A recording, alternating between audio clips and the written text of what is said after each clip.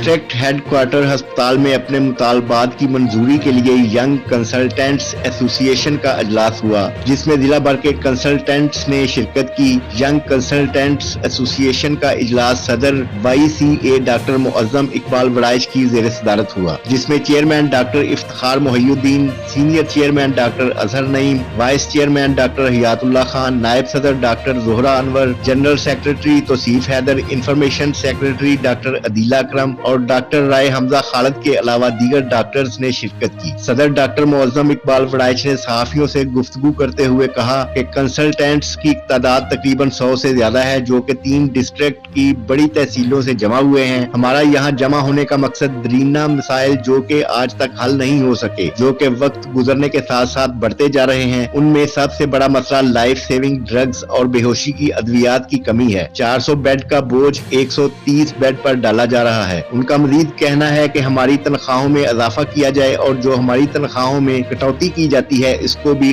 बंद किया जाए। सदर डॉक्टर मुअज्जम इकबाल वड़ाइच का आला हुकाम से इन मसाइल का फिल फौर नोटिस लेने का मुतालबा।